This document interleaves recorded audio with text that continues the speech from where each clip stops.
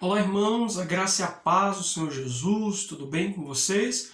Estamos aqui mais uma vez para meditar na palavra de Deus, para que a palavra do Senhor possa confrontar o nosso coração, nos trazer entendimento e o Espírito Santo, ele também tem a liberdade para não somente nos ministrar, mas nos ajudar a praticar aquilo que recebemos.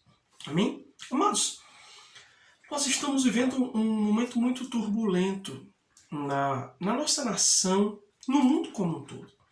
E eu não falo apenas por causa das eleições, da polaridade que nós temos vivido entre direita e esquerda, né? Mas por todas as coisas que nós observamos acontecer ao nosso redor e sabemos que as trevas estão trabalhando incessantemente para tirar nossa paz, para nos impedir de enxergar o movimento de Deus, a operação de Deus, não somente nas nossas vidas, mas ao nosso redor também.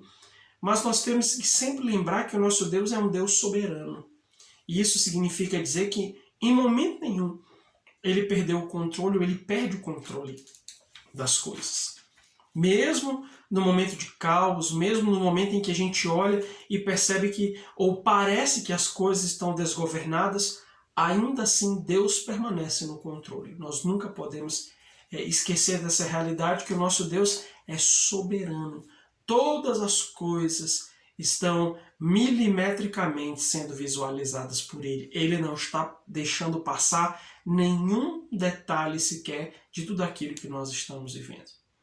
Mas se você for um pouco perspicaz e dar uma olhada nas redes sociais, né, ou muitas vezes isso acaba extrapolando as redes sociais, nós temos percebido tantas pessoas que estão na flor das emoções, estão se digladiando, xingando uns aos outros, criando essa polaridade e buscando realmente afrontar, tirando a paz, cindindo, separando as pessoas, famílias, e nós como cristãos precisamos ter muito cuidado a esse respeito. É claro que nós precisamos defender a nossa fé, defender aquilo que cremos, aquilo que nós entendemos ser como verdades, os princípios da palavra de Deus e que norteiam a nossa vida. Mas não se trata disso. O problema é quando nós deixamos de defender os princípios e passamos a ofender os outros. Nosso desejo é atacar, é silenciar, é calar o outro, e para isso nós acabamos ferindo o evangelho que dizemos estar defendendo. Então, essa é uma linha muito tênue esses dias. Essa é uma linha muito tênue, porque nós estamos no meio de uma grande guerra. E é importante deixar claro, como o próprio apóstolo Paulo, escrevendo aos Efésios, ele diz que a nossa luta não é contra a carne, não é contra sangue, mas é contra as forças, os principados e potestades que dominam nas regiões celestiais, que operam nesse mundo tenebroso. Então, nós que temos conhecimento da verdade, não podemos perder de vista esse entendimento de que a nossa luta não é contra as pessoas, mas contra os ideais, contra ideologias, contra um sistema corrupto e perverso que está sendo controlado pelas trevas, pelo diabo. Então, que nesse momento nós não nos permitamos sair do espírito e acabar militando na carne. E é exatamente a esse respeito que eu quero convidar você para meditar. O texto de hoje está lá em Gálatas, capítulo de número 5. A gente vai ler apenas 4 versículos. O versículo 16, 17, depois a gente pula e vê o versículo 24 e o versículo 25. Diz assim: digo, porém, andai no Espírito e jamais satisfareis a concupiscência da carne. Porque a carne milita contra o Espírito, e o Espírito contra a carne, porque são opostos entre si, para que não façais o que porventura seja do vosso querer. Versículo 24. E os que são de Cristo Jesus crucificaram a carne com suas paixões e concupiscências. Se vivemos no Espírito, andemos também no Espírito. Amém? O apóstolo Paulo, de maneira magistral, ele está trazendo para nós a realidade espiritual de que a carne milita contra o Espírito.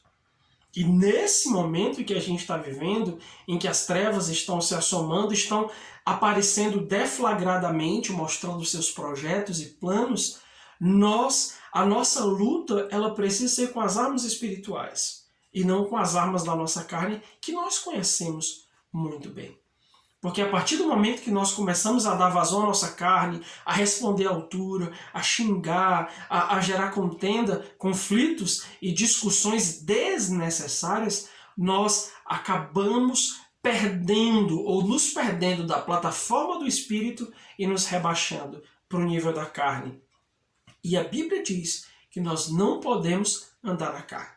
Inclusive o próprio apóstolo Paulo, no versículo 13 desse mesmo capítulo, diz, né, que nós somos chamados para a liberdade, mas a gente não pode usar da nossa liberdade para dar ocasião à nossa carne. E quando se fala em carne, as pessoas estão sempre pensando nas coisas supostamente mais horripilantes, as coisas relacionadas à sexualidade, mas a carne, né? Se você der uma olhadinha nas obras da carne, que Paulo vai falar a partir do versículo 19, você vai ver que ele fala assim sobre as questões referentes à sexualidade, mas também ele fala sobre iras, sobre porfias, dissensões, facções, né? E discórdias e tantas outras coisas que às vezes nós cristãos estamos nos metendo. E reitero mais uma vez, não significa deixarmos de nos posicionar, não significa a gente se omitir no que diz respeito a falar sobre os princípios que nós defendemos, mas tem a ver com as armas que nós temos usado nessa milícia. Então, o apóstolo Paulo diz algo interessante que eu fiquei meditando. Ele diz, olha, andai no Espírito e então vocês não vão satisfazer as obras da carne, as concupiscências da carne, os desejos, aquilo para o qual a carne pulsa. Então, ele nos dá uma fórmula. Se queremos vencer a nossa carne, se queremos vencer a nossa maneira de falar, o nosso velho homem, nós precisamos andar no Espírito. Não há outra fórmula, não há outro guia, não há outro segredo que não esse. Temos que andar no Espírito. Então, é importante que nós entendamos o que significa andar no Espírito, e eu trouxe aqui pelo menos 4 coisas. Certamente, nós poderíamos passar muito mais tempo falando sobre o que significa andar no Espírito. Mas, de maneira breve, eu quero trazer 4 aspectos importantes, e complementares, inclusive. O primeiro deles é que andar no Espírito é se submeter ao controle do Espírito. Ou seja, quando nós estamos andando no Espírito, nós estamos submissos ao controle dele nas nossas vidas. E quando se trata de submissão, nós estamos falando de uma decisão, de uma atitude do nosso coração. Quer dizer, Senhor, eu quero sair do controle. E eu quero permitir que o Teu Espírito Santo me controle. E isso só é possível a partir do nosso tempo de intimidade com Deus. À medida que eu vou confiando no Espírito, conhecendo, me apaixonando a cada dia pelo Senhor, eu vou me permitindo sair do controle. Eu confio, eu creio, eu tenho fé suficiente para permitir que o Espírito Santo assuma a liderança, né, a direção na minha vida. Em segundo lugar, andar no Espírito significa obedecer à palavra de Deus. E de maneira prática. Não tem a ver apenas com ler a Bíblia. Porque se nós apenas lemos a Bíblia, mas não a praticamos, nós estamos enganando a nós mesmos. A palavra de Deus mesmo nos diz a esse respeito. Então tem a ver com obedecer aquilo que temos recebido, aquilo que sabemos que é a vontade de Deus. Mas para obedecer, nós precisamos conhecer. Então, essa intimidade com Deus, ela permite que nós conheçamos a palavra, entendamos qual é a vontade de Deus e nos permitamos ser submetidos a ela, e a gente acaba se deixando se submeter e obedecer ao Senhor. Então, se você diz eu ando no Espírito, em outras palavras, você está dizendo eu obedeço a palavra de Deus. E isso é nos mínimos detalhes. O apóstolo Paulo diz, aquele que se submete à lei, ele precisa cumpri-la como um todo. Da mesma forma, nós podemos inferir que aquele que diz que se submete à palavra precisa cumpri-la como um todo. A gente não pode ter exceções. Nós não podemos ter páginas rasgadas da Bíblia que a gente diz, isso aqui eu não vou crer e não vou obedecer. Em terceiro lugar, andar no Espírito é santificar-se diariamente. E, amados, como nesses dias é difícil a ideia de santificação. E eu não falo simplesmente por esse clima, né, ferrenho das eleições, mas eu falo pela cultura mundana. Por todas as coisas ao nosso redor, eu falo no sentido cultural, mundano, estarem trabalhando para que nós nos sujemos, para que nós nos afastemos dos princípios e da palavra de Deus. É por isso que a santificação, essa separação, também é intencional. Nós precisamos nos santificar.